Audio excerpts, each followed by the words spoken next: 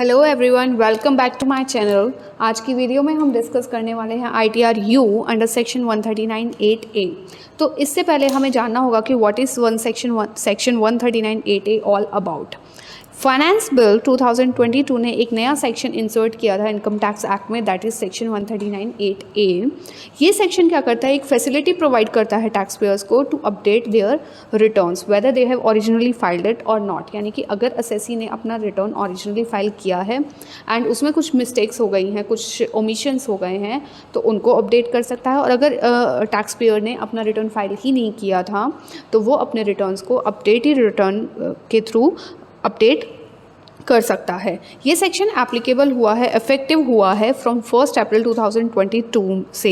And जिसके अंदर tax payer जो है अपने रिटर्न्स को अपडेट कर सकता है विद इन 2 ईयर्स। यहाँ एक टाइम लिमिट दी हुई है कि with in 2 years from the end of the relevant assessment year हम ITR U फाइल करके अंडर सेक्शन 139(8)A अपने रिटर्न्स को अपडेट कर सकते हैं। करंटली ये फैसिलिटी जो अवेलेबल हुई है वो हुई है स्टार्टिंग फ्रॉम असेसमेंट ईयर 2021 में, जिसमें असेसी चाहे उसने ओरिजिनल रिटर्न फाइल किया है या नहीं किया है अपने रिटर्न्स को अपडेट कर सकता है। अब इसमें टैक्स पेयर्स के माइंडसेट ये हो जाती है कि अच्छा सभी के लिए ये सेक्शन एप्लीकेबल है, देन नो। इस सेक्शन में कुछ कंडीशंस दी हुई हैं एंड जो भी टैक्स पेयर इन कंडीशंस को फुलफिल करेगा only they are eligible for filing under this section. So पहली कंडीशन होती है कि अपडेटेड रिटर्न जो है ये जो कॉन्सेप्ट ही है ये पूरा गवर्नमेंट के रेवेन्यू जनरेट करने के पॉइंट ऑफ व्यू से लाया गया है। एंड इसमें अगर अपडेटेड रिटर्न में कोई भी टैक्स पेयर कोई भी एडिशनल इनकम डिस्क्लोज़ करता है, अगर उसने ओरिजिनल रिटर्न फाइल किया हुआ था उसमें एडिशनल इनकम डिस्क्लोज़ करता है एंड उस पर एडिशनल टैक्स पे करता है तो उसके लिए एलिजिबल है। एंड अगर जिसने रिटर्न ही फाइल नहीं किया था वो ऐसी इनकम को डिस्क्लोज़ करे जिससे उसकी टैक्स लायबिलिटी अराइज हो रही हो एंड गवर्नमेंट को टैक्स की पेमेंट हो रही हो, उस केस में भी सेक्शन 139(8) उसके लिए एप्लीकेबल हो जाता है एंड वो एलिजिबल हो जाता है to file return under ITR U। Updated return की एक कंडीशन और है कि जो भी टैक्स पेयर अगर अपनी इनकम को रिड्यूस करना चाहता है या फिर अपने लॉसेस को रिपोर्ट करना चाहता है एंड अगर उसने ऑलरेडी अपना ओरिजिनल रिटर्न फाइल किया हुआ है उसमें उसने लॉसेस शो किए हुए थे, उन लॉसेस को इंक्रीज़ करना चाहता है तो उनके लिए ये सेक्शन नहीं है, क्योंकि इसका रिज़ल्ट ये होगा कि इससे या तो टैक्स लायबिलिटी रिड्यूस होगी या टैक्स का रिफंड अमाउंट इंक्रीज़ होगा, तो which is not the core of this section. ये सेक्शन 139(8)A के बेनिफिशियल है ही नहीं, मतलब वो इसके लिए एलिजिबल होगा ही नहीं।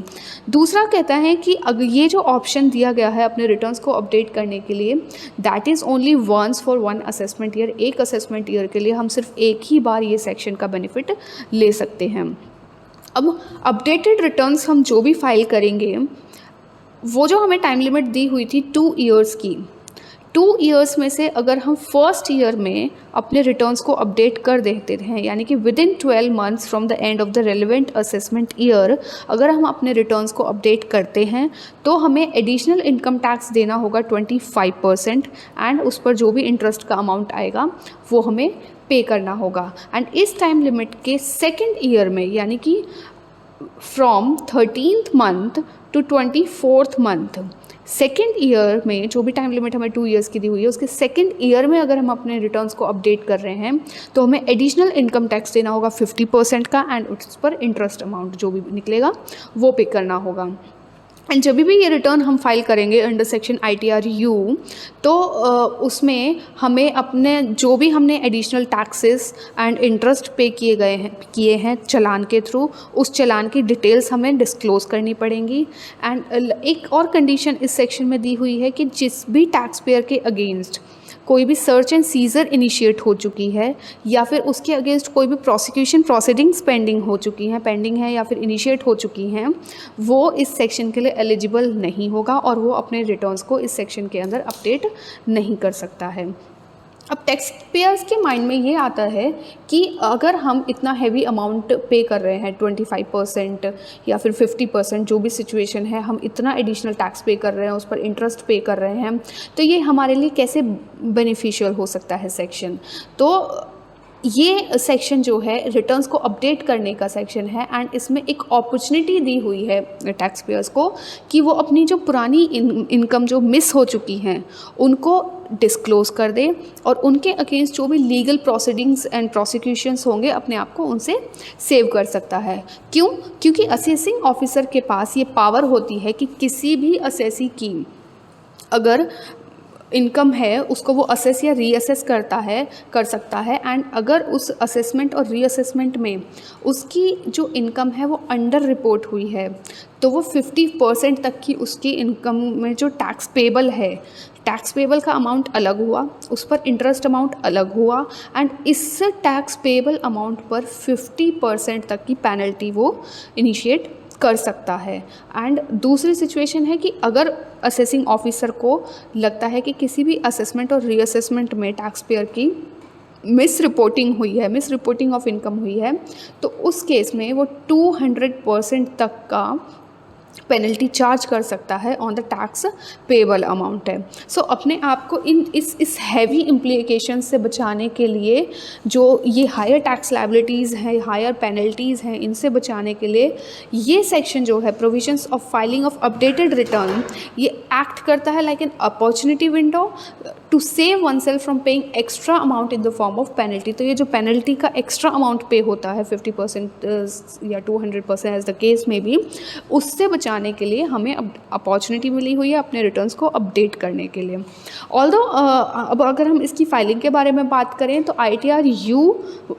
को हम एक्सपेक्ट कर रहे थे कि ये सेक्शन जब आया था, इंट्रोड्यूस हुआ था तो 139(8)A में कहा गया था कि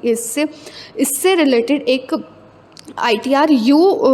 लॉन्च होगा फाइलिंग पोर्टल पर, बट अभी तक वो ITR U फॉर्म तो लॉन्च नहीं हुआ है। बट 27 जून 2022 में ई फाइलिंग शुरू हो चुकी है अंडर सेक्शन 139(8)A। ई फाइलिंग की विंडो इनेबल कर दी गई है for the assessment year 2021 and 21-22 के लिए। बट ये जो स्टार्ट हुआ है ई फाइलिंग का प्रोसेस, ये हुआ है सिर्फ एक्सेल यूटिलिटी के through and only for ITR 1 and ITR 4। अभी बाकी जो रिटर्न्स हैं उसके लिए कोई और नोटिफिकेशन आएंगी एंड जब भी ITR U इनेबल होगा तो उसके लिए नोटिफिकेशन आएगी जिसको हम आपको टाइम टू टाइम अपडेट कर देंगे। सो आई होप कि आपको ये कॉन्सेप्ट क्लियर हुआ हो एंड अगर आपको मेरी ये वीडियो अच्छी लगी है तो please like and share the video and अगर आपने अभी तक मेरे चैनल को सब्सक्राइब नहीं किया है then please subscribe to my channel. Thank you so much.